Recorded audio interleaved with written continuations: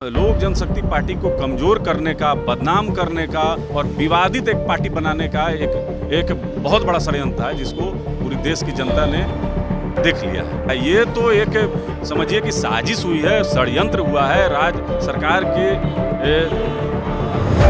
सहमति से। और लोक जनशक्ति पार्टी के संविधान में है कि राष्ट्रीय अध्यक्ष अगर स्वतः इस्तीफा दें या उनकी मृत्यु हो जाए तभी यह खाली हो सकता है। इसमें भी कहीं कोई शंका है क्या? आदरणीय चिराग पासवान जी का बंगला है, यह पूरा देश जानता है। लोजपा के बंगले का मालिक कौन होगा, इसको लेकर आज लोजपा के राष्ट्रीय अध्यक्ष चिराग पासवान राष्ट्रीय कार्यकारिणी की बैठक आज दिल्ली में कर रहे हैं। साफ हो जाएगा कि अब जो है लोजपा की कमान किनके हाथों में होगी। बात करने के लिए हमारे साथ लोजपा के प्रवक्ता चंदन सिंह जी है। चंदन सिंह जी, लगातार खींचतान चल रही है, आखिर बंगला किसका होगा? इसमें भी कहीं कोई शंका है क्या? आदरणीय चिराग पासवान जी का बंगला है, यह पूरा देश जानता है। स्वर्गीय श्री राम विलास पासवान जी अपने जीवित रहते ही चिराग पासवान जी को राष्ट्रीय अध्यक्ष बना दिया था।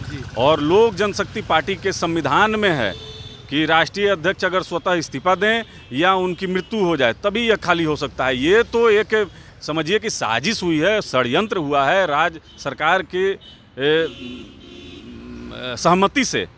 और यह लोक जनशक्ति पार्टी को कमज़ोर करने का, बदनाम करने का और विवादित एक पार्टी बनाने का एक बहुत बड़ा षड्यंत्र है, जिसको पूरी देश की जनता ने देख लिया है। राज्य सरकार की षड्यंत्र की बात आप कह रहे हैं, क्या लगता है इसमें जेडीयू की भूमिका है? जिस तरीके से आप लोग चुनाव के वक्त भी खुलकर बोलते थे, इसमें जेडीयू की ही भूमिका है, ये तो स्पष्ट हो गया है। और इसमें डायरेक्ट नीतीश कुमार जी की भूमिका है। जिस तरीके से उन्होंने अपने सांसद को, अपने बिहार विधानसभा के उप सभापति को, अपने प्रदेश प्रवक्ता को जिस तरीके से लगाया हुआ था, यह तो सर्वविदित है। हाँ, उन्हीं की इसमें भूमिका है। आज 90% जो सदस्य चिराग पासवान ने कहा है कि कार्यकारिणी की बैठक में शामिल होंगे। क्या इनके बाद जो पत्र सौंपा जाएगा चुनाव आयोग को, उसमें साफ हो जाएगा, क्लियर हो जाएगा रास्ता? ये पहले ही से साफ था और क्लियर था। लोकसभा के अध्यक्ष श्री ओम बिरला जी को भी यह बता दिया गया था और चुनाव आयोग को भी बता दिया गया है। और पूरे कार्यकारिणी के सदस्य मौजूद हैं, मीडिया के सामने हैं और उन्होंने श्री चिराग पासवान जी में अपनी आस्था को व्यक्त किया है। आगे जो भी लड़ाई होगी, यह हमें पूर्ण विश्वास है कि लोक जनशक्ति पार्टी और बंगला छाप यह श्री चिराग पासवान जी के ही अंदर में रहेगा। एक आखिरी सवाल, लोक जनशक्ति पार्टी को लेकर चिराग पासवान हाजीपुर से यात्रा निकालने जा रहे हैं रामविलास पासवान की जयंती पर।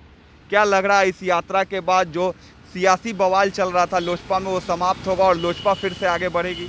देखिए, अगर आपको याद होगा तो 2020 के विधानसभा चुनाव में जिस तरीके से हम लोग का बिहारी फर्स्ट चला था, उसी तरीके से स्वर्गीय रामविलास पासवान जी के जन्म जयंती पर हाजीपुर से संघर्ष यात्रा का शुरुआत हम लोग करेंगे, जो बिहार के विभिन्न कोने में जाएगा।